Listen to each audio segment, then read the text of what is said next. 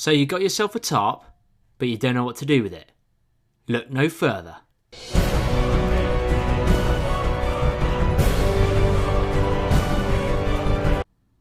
First things first, you're going to want to know how to tie your ridgeline. I'm using 550 paracord and I've tied an overhand loop at the end. I'm then passing a second loop through that first loop and using a nifty thrifty stick to go underneath this loop. Once it's passed through, you can pull tight and ratchet down on that bad boy, and then you can tie the rest of the ridgeline. Once you've cinched the knot tight, you can then leave your ridgeline loose and work on your knot at the other end. Now I don't know the exact name of this knot, guys. Who cares? I think it's called a taut tarp hitch.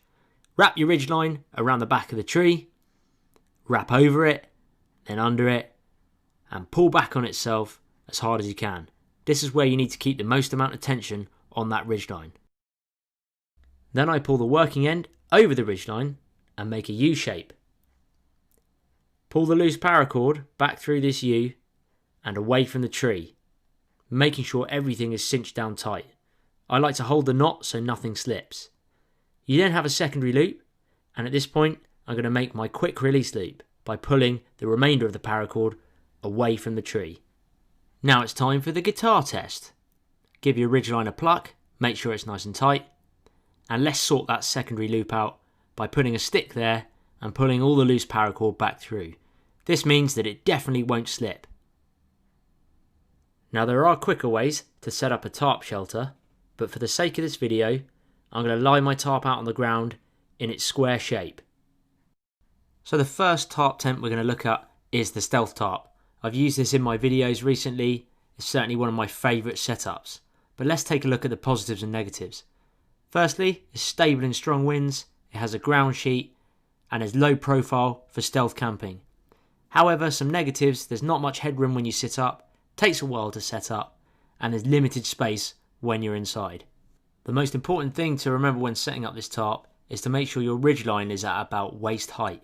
Now you need to make sure that you pass your ridgeline through the centre tie-up point at the front of the tarp. By tightening the ridgeline, this is a good point to test that you've got the tarp at the right height. Remember to pull that ridgeline as tight as you can. Next up, people, you need to tie yourself a prusik knot. Dead easy to make. Grab yourself a piece of paracord, double it over on itself, and tie a simple overhand knot. This should then create a loop. And here's a pro tip for you. When you're tying knots, use your fingers to create a loop to pass tag ends through. It makes it much quicker. Just like I'm doing on this overhand knot here.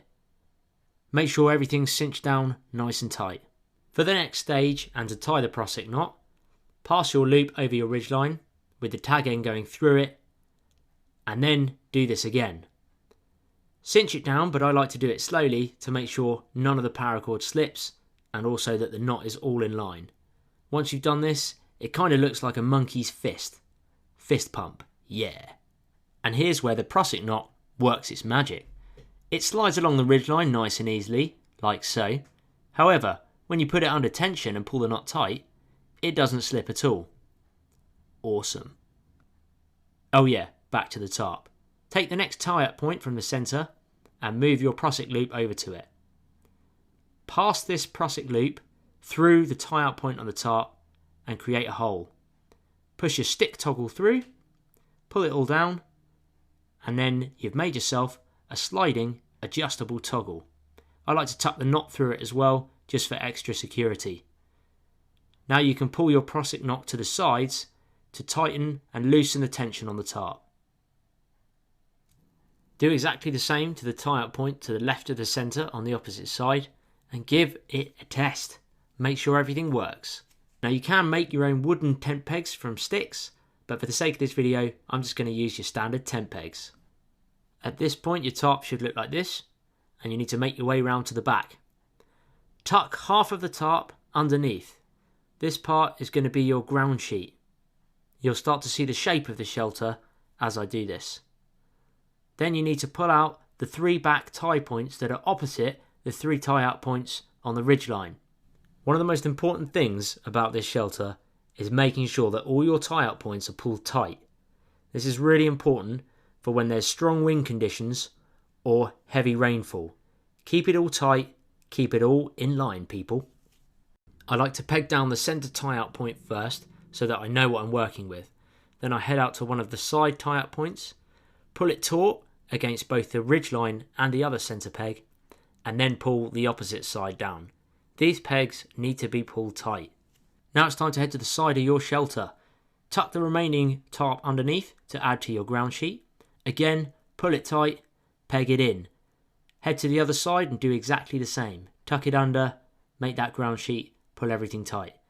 For the final two tie-out points of your tarp, you need to bring them inwards towards the centre. This will help create sides to your shelter and protect you from the wind and any cold drafts in the evening time. Remember all that loose tarp that you tucked under the shelter? Now it's time to make that ground sheet. Pull everything out, get it all in line, make it looking nice and tidy for when the ladies come round. And then Bob's your uncle. You've got yourself a low profile stealth shelter. I've used this shelter in the wind and the rain and it's worked fine. It's dead handy having the ground sheet and it's easy to lie down full length in. Obviously you can adjust it if you are taller. However, there is a severe lack of headroom.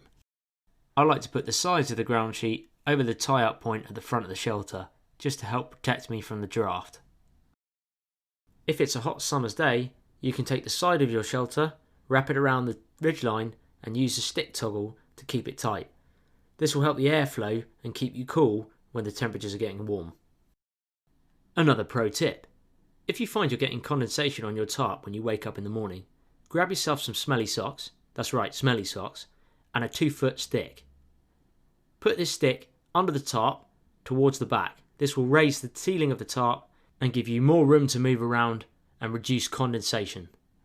On to tarp number 2, the teepee tarp. I like to use this tarp in the summertime as it lets a little bit more airflow through. Let's take a look at some of the pros and the cons. So the benefit of this shelter is there's much more headroom, it still has a ground sheet and it's easier to set up. However, you're more open to the elements, there's a little less leg room and you're still limited on space inside the shelter. You can actually set up this shelter from the previous tarp tent setup that I made. All you need to do is undo the toggles and then go round the rest of the tarp and take out all those stakes. Then loosen your ridge line and raise it up to about neck or head height. Obviously this will vary depending on how tall you are, but for me personally it's around about head height. Pull that ridge line nice and tight again and then make sure that your knots don't slip. Following this, peg down the sides of the tarp in a triangle or teepee shape, but make sure you're pulling it out further from the ridge line to give you more protection from the elements. Again, make sure everything is pulled tight, people. A loose tarp is asking for trouble. Again, similar to the previous shelter, pull out that centre tie-out point in line with the centre tie-out point on the ridge line, and then take the one to the left or the right and peg this one in nice and tight. Tuck under that ground sheet and do the same to the opposite side so that everything is symmetrical. Tuck it under, pull the tie-out point nice and tight. You can see the actual tent shape being formed here, and then peg it down. It's time for a tarp tour. This is what it looks like going around the back of the tarp. Nice and square, nice and tight. Giggity. All you need to do now is pull out the ground sheet from the underlay of the tarp that you flipped under, get it all in line, and then you are ready to settle into your shelter. As you can see, the benefit to this tarp over the previous low profile stealth tarp is that you can sit up and you've still got plenty of headroom. Lying down is a little bit limited on space, however, but I found that if you lie diagonally, you should be able to get a good night's sleep. However, not everyone's a hobbit like myself, so for those tall people out there, if you want a bit more legroom, slightly lower your ridge line and then tie out the side points again, but this time giving them a much flatter angle. This should hopefully give you a lot more legroom when you're lying down. Tall people problems solved. So get on up into your nice cosy shelter and do the Superman impression. You can see now there's much more legroom. That's easily 6 foot if I stretch out over 6 foot. It's much more comfortable. However, you're going to limit yourself on headroom again, so you're going to have to lie down for most of the time.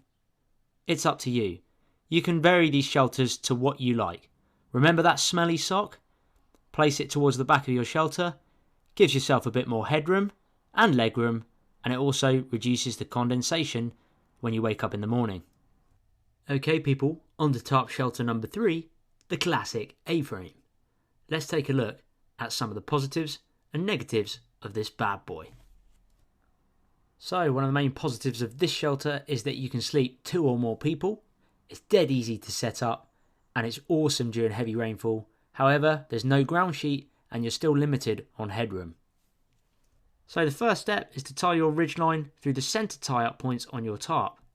Wrap the ridgeline around the tree and tie it tight, again at about head height, or hobbit head height for me. Slide it back along so to make sure that it's all in line.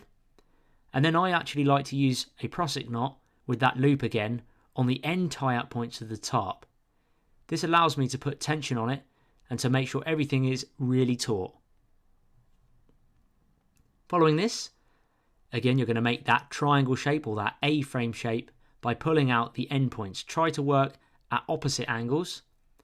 And there you go, after 4 pegs, your shelter's complete. Now I like to use those toggles again just to pull everything nice and tight. The prusik knots just help to pinch it all so that when the winds pick up, it won't slip and the tarp won't sag. Simple, takes a little bit of time, but it's worth it in the long run. As you can see, check out the leg room in this bad boy. You can easily sleep 2 or 3 people and you can sit up. Yes, you might be limited on headroom, but you can sleep at different angles depending on where the wind is coming from. It's awesome. Tell you what fellas, this tarp is awesome for when there's heavy rainfall. And on to tarp shelter number 4, probably one of the most common bushcraft shelters, the plough point. This shelter is awesome and is probably one of the easiest ones to set up. Let's have a look at them pros and cons. So there's plenty of space in this shelter, loads of headroom, it's super fast to set up and it's easy to change the shelter angle if the wind changes. However, again no ground sheet and it can be cold in winter. So all you need to do to set this one up is grab one corner of your tarp, tie it up to a tree, again for me about hobbit head height. You don't actually really need to do any knots when you tie this, I just keep wrapping the paracord around a tree. Here I'm tying it off to a secondary stump and then just tying a half hitch. Just like with the previous shelters, go to the opposite tie-up point from where you just tied, stake it down, go to the sides to create that A-frame or triangle shape, keep everything nice and tight people, and do the same the opposite side. And then you've got yourself a plough point shelter. There is so much space in this shelter for Frodo and his friends to party. And in the mornings you won't get condensation because it's higher up. You can also have a fire nearby and it will reflect the heat back onto your body. You can even use the smelly sock stick to push up the back of the tarp and give you a bit more room. Also, if the wind changes direction, you can just pull out those 3 tie-up points, spin it around so that the back is to the wind, and Bob's your uncle, buddy. This is probably without doubt one of the easiest tarp shelters to set up, and it's also great because you can practice setting it up in your garden, just tying it up against the fence. But if conditions are wet and you don't want to lie on a wet ground, you can actually adapt this shelter and make a ground sheet. Just pull out the far tie-up point and the other side tie-up points and tuck a little bit of tarp underneath. It might not be loads, but it will certainly keep your body off the wet ground. Now obviously you can adapt these shelters to however you see fit. Maybe in the winter time you might want a ground sheet, and in the summer you might want to sleep rough on the forest floor. But again, just pull out that ground sheet. It's certainly going to be enough for me to lie down in, and you can keep all your gear dry as well. Just put your backpack and everything else like that on it. You've still got plenty of headroom and you shouldn't get much condensation on the inside of the tarp. And on to the 5th and final shelter of this tarp series, the tarp tent. Now this is probably the freshest looking shelter out there, but let's look at the pros and cons. Starting with the positives, there is no ridge line or trees needed for this setup. It's a strong, stable structure, good in the rain and the strong winds. There is minimal space needed for setup. However, it does take a while to set up. You need a centre pole which reduces the space inside, and there's no ground sheet. To begin with, you're going to want to lay your tarp out nice and square. You're going to take the tie-up point that is first one in from the corner tie-up point and stake that down. Do the same to the next tie-up point from the corner, pulling in an opposite direction from the one you just staked in. Do exactly the same to the opposite side. Effectively, you're going to be making a right angle in a minute. Make sure everything is opposite and pull tight. This is essentially going to be the back of your shelter. So it's really important that you keep everything tight and you do this well, because this should be the side that you will have facing to the wind. Once you've put those stakes in and you've pulled the opposite directions, you're going to need to tuck the corners under. They're not acting as a ground sheet this time, but you're just tucking them under, and this will help give you the sharp angle needed to keep your structure nice and strong. So if you've done it correctly, your tarp should end up looking like this with those right angles in the corners. Now it's time to make the entrance. Take the tie-out point 1 in from the corner and go about 6 inches in from that and pull that corner tie-out point to where that was.